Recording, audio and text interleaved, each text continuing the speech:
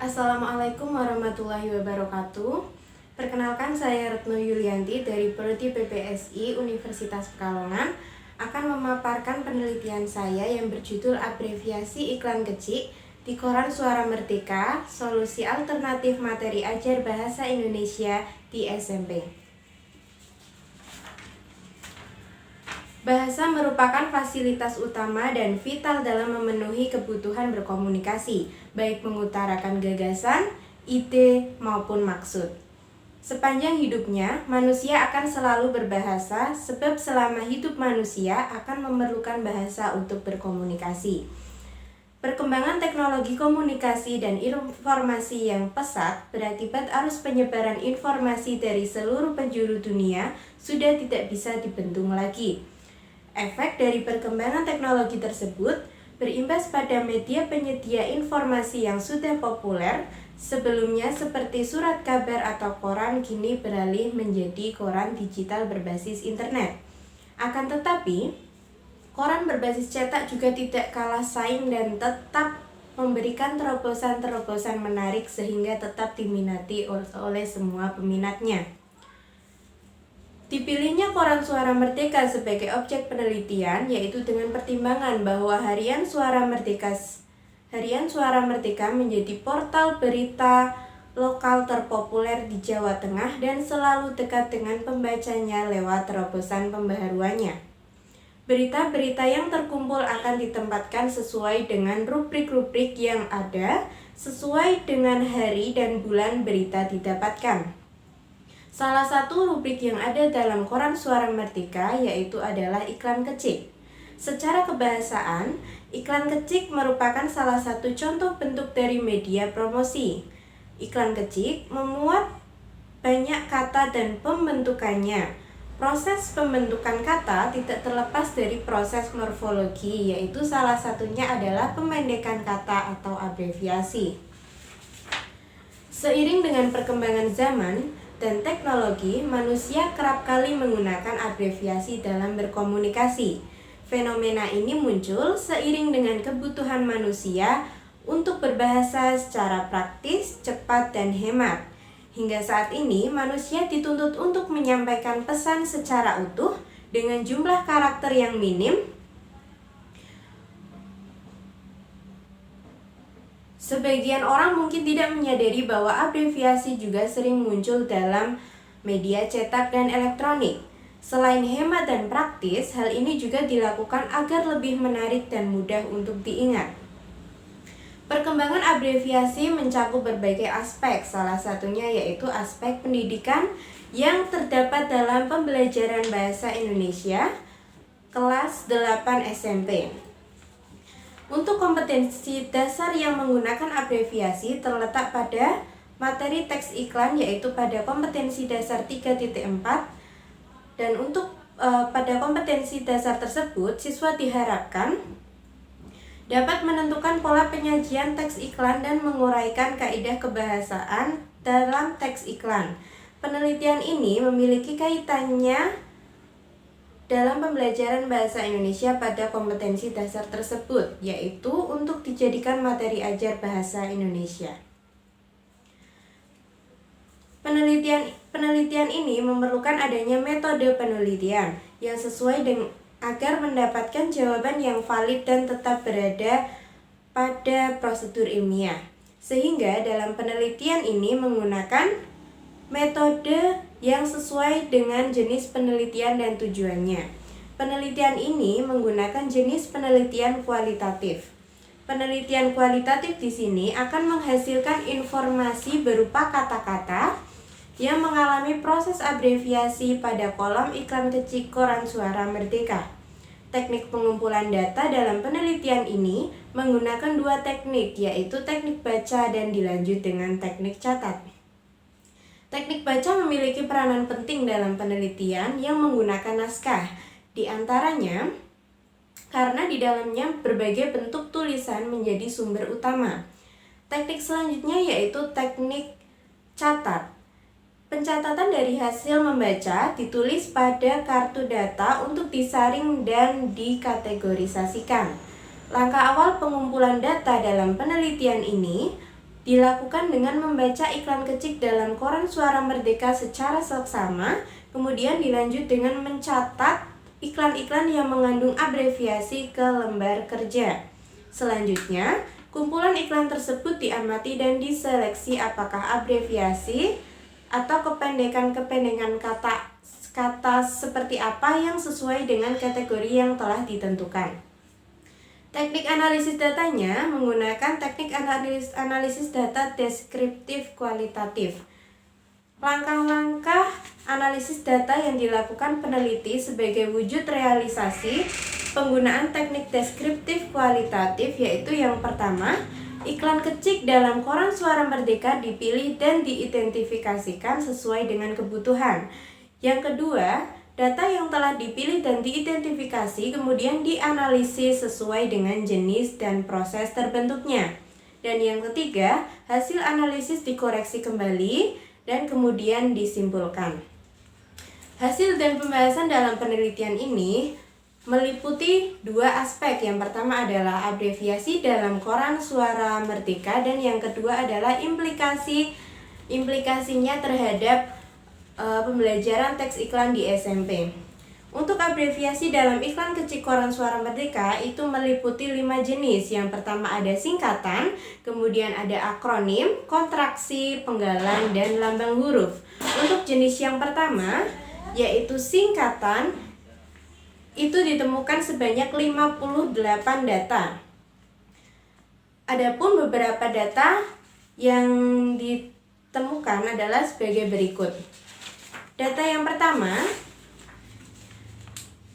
adalah huruf R yang merupakan proses abreviasi singkatan dari kata ruang yang mengalami proses pengekalan huruf pertama tiap komponen. Data yang kedua adalah NY merupakan bentuk abreviasi singkatan dari kata nyonya yang mengalami proses pengekalan dua huruf pertama dari kata. Untuk jenis yang kedua yaitu jenis akronim. Dalam hal ini ditemukan sebanyak 3 data yang termasuk dalam jenis akronim. Beberapa datanya adalah yang pertama adalah PAM, merupakan bentuk abreviasi akronim dari perusahaan air minum yang mengalami proses pengekalan huruf pertama dari komponen. Untuk data yang kedua adalah SIM, merupakan bentuk abreviasi akronim dari kata surat izin mengemudi yang mengalami proses pengekalan huruf pertama tiap komponen. Dan untuk jenis yang ketiga yaitu ada jenis kontraksi. Jenis kontraksi ditemukan data sebanyak 6 data. Dan untuk beberapa datanya adalah data yang pertama, Undip, merupakan bentuk abreviasi kontraksi dari Universitas Diponegoro yang mengalami proses pengekalan 2 huruf pertama dan 3 huruf pertama komponen kedua. Data yang kedua adalah Jatim, merupakan bentuk abreviasi kontraksi dari Jawa Timur yang mengalami proses pengekalan 2 huruf pertama dan 3 huruf pertama komponen kedua. Untuk jenis yang keempat yaitu ada penggalan. Bentuk penggalan yang ditemukan dalam koran Suara Merdeka itu meliputi 30 data. Dan beberapa datanya adalah yang pertama yaitu KEC, merupakan bentuk abreviasi penggalan dari kata kecamatan yang mengalami proses pengekalan 3 huruf pertama dari suatu kata. Dan untuk data yang kedua adalah PAK, merupakan bentuk abreviasi penggalan dari kata bapak yang mengalami proses pengekalan suku terakhir suatu kata. Dan untuk jenis yang terakhir yaitu lambang huruf itu ditemukan sebanyak 43 data. Di antaranya adalah data yang pertama yaitu M, merupakan bentuk abreviasi lambang huruf dari satuan ukur meter yang menandai ukuran dengan proses pengekalan huruf pertama kata. Data yang kedua adalah angka Romawi 4, merupakan bentuk abreviasi lambang huruf dari angka 4 yang menyatakan suatu bilangan. Untuk pembahasan yang kedua yaitu implikasi hasil analisis abreviasi pada iklan kecil koran Suara Merdeka edisi November 2020, dalam pembelajaran teks iklan di SMP. Kegiatan pembelajaran bahasa Indonesia pada kurikulum 2013 terdapat beberapa kompetensi yang terkait dengan menganalisis kebahasaan dalam sebuah teks. Salah satu materi yang berhubungan dengan analisis kebahasaan yaitu materi teks iklan. Materi analisis kebahasaan teks iklan terdapat pada kelas 8 SMP. Dalam menganalisis kebahasaan sebuah teks, tidak terlepas dari aturan-aturan atau kaidah tentang pembentukan kata. Proses dan aturan tersebut termasuk dalam proses morfologi. Morfologi termasuk cabang ilmu linguistik yang menelaah tentang morfem dan kata. Proses morfologis pada dasarnya merupakan proses pembentukan kata dari sebuah bentuk dasar, dengan salah satu prosesnya yaitu abreviasi atau pemendekan kata. Pembelajaran tentang analisis kebahasaan teks iklan terdapat dalam KD 3.4 menelaah pola penyajian dan kebahasaan teks iklan, slogan, dan poster.